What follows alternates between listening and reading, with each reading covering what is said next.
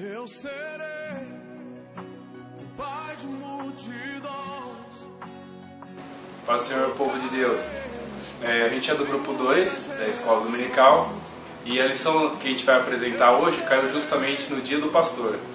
E aproveitando que hoje é o Dia do Pastor, nada melhor do que o próprio pastor para estar tendo uma conversa com a gente. Vamos fazer algumas perguntas para ele, espero que vocês gostem. Paz, Senhor, pastor. Paz, Senhor. Pastor, a Bíblia nos ensina que há um propósito de Deus para todas as coisas. Ao longo da tua caminhada cristã, como foi o exato momento em que o Senhor descobriu que o propósito de Deus em tua vida era apacentador de ovelhas? Interessante, Bruno, que quando eu era diácono, trabalhava em diácono, eu comecei a dirigir uns cultos domésticos e dirigia também uma tarde da bênção. E num dia só, com 3 pessoas diferentes, falou a mesma coisa, profetizando para mim que eu ia ser pastor. Num dia só, 3 profecias. Sem encontrar outras profecias que tiveram no tempo de início de ministério, no diaconato. E em determinado tempo eu estava no consultório dentista sozinho, era muito de manhã, acho que era 7 horas da manhã, e aí eu ouvi uma voz me chamando por nome. Eu estava lendo justamente um livro que falava sobre a doutrina dos apóstolos. E eu ouvi aquela voz chamando por nome, meu nome chamou bem audível, João.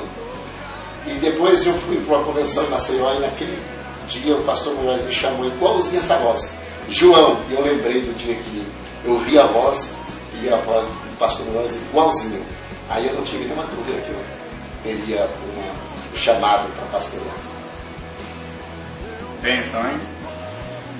Pastor, aos jovens que têm um enorme desejo por aprender a palavra, por se lançar no ministério, se entregar à causa de Cristo, desejando o pastorado, que mensagem o Senhor deixaria para estes jovens?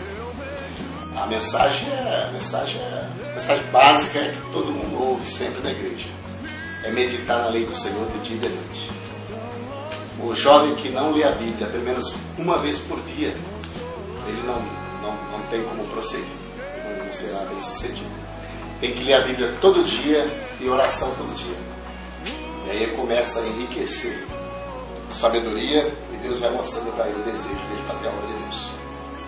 Pastor, nos conte um sonho teu em relação à juventude da tua igreja. O sonho que eu tenho para com a juventude da igreja é justamente de poder aproximar mais dos jovens, aproximar mais deles, saber mais o que eles desejam no coração. Assim que você está fazendo essas perguntas para mim, eu tinha vontade de perguntar para cada jovem o que eles fazem na vida secular, na vida espiritual, o que eles acham do Evangelho, o que eles acham da Igreja Assembleia de Deus, se eles gostam, se eles estão de acordo ou se eles estão na igreja só por causa dos pais. O meu desejo é um dia ter um encontro com todos os jovens e poder conversar particularmente e saber o que eles sentem para que eu possa ajudar. Pastor, o que mais entristece o coração do pastor? O que mais entristece o coração do pastor é quando alguém sai da igreja. Quando alguém, ele sabe a notícia, alguém não quer mais servir ao Senhor. E o que mais alegra o coração de um pastor? É quando eu vejo uma alma aceitando Jesus na igreja. Isso é o que mais me alegra. Uma alma aceitando Jesus. Pastor, existe dentro da igreja muitos jovens com mentes brilhantes. Muitas ideias que certamente poderiam ser aproveitadas para o crescimento espiritual da juventude, o despertar de talentos e principalmente o ganho de almas.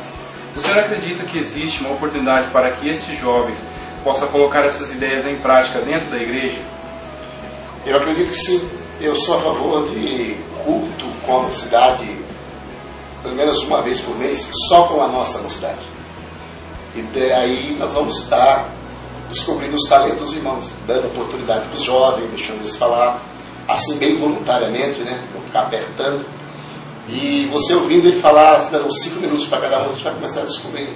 E aí nós vamos começar a aproveitar. Eu fiz uma entrevista essa semana, porque eu sou o relator do CRIV, do Campo Americano. Então sou eu que entrevisto as pessoas que estão indicadas para o Ministério da Igreja, desde diaconato até pastor. E eu fiz entrevista essa semana com um jovem de 18 anos, que o pastor dele está indicando ele para o diaconato. Eu fiz várias perguntas a respeito do diaconato, de ministério, e ele me respondeu todas as perguntas. Eu até admirei, porque eu nunca indiquei ninguém com 18 anos solteiro para o ministério. Mas eu aprovei no crivo um menino de 18 anos para ser um diaconato da igreja. Eu acredito que no nosso grupo também existem muitos talentos. Para isso nós precisamos de aproximar mais para conhecer. E eu acho que uma opção boa é fazer um culto entre nossa mocidade só e conhecer os talentos dos irmãos. Com o constante avanço da tecnologia, que de certa forma acaba afetando diretamente as nossas vidas, podemos citar como exemplo as redes sociais da internet, como Orkut e MSN. Na sua opinião, pastor, é possível o jovem cristão usar esses recursos a favor do Evangelho?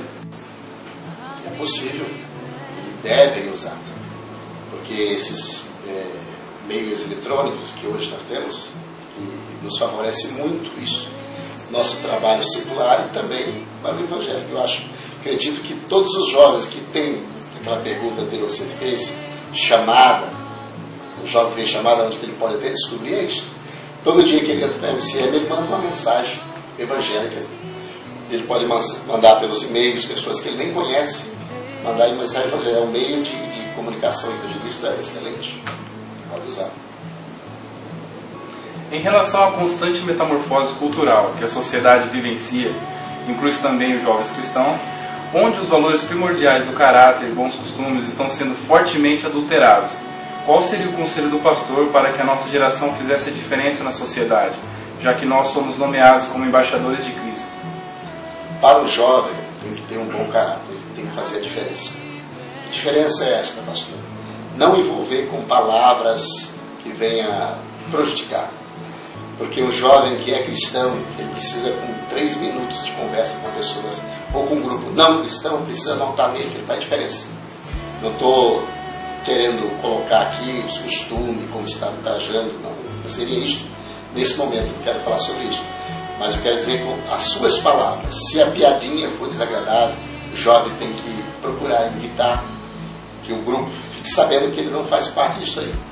E que sempre no meio das suas conversas tem que deixar Cristo fluir, para que o testemunho dele seja já o evangelismo ali.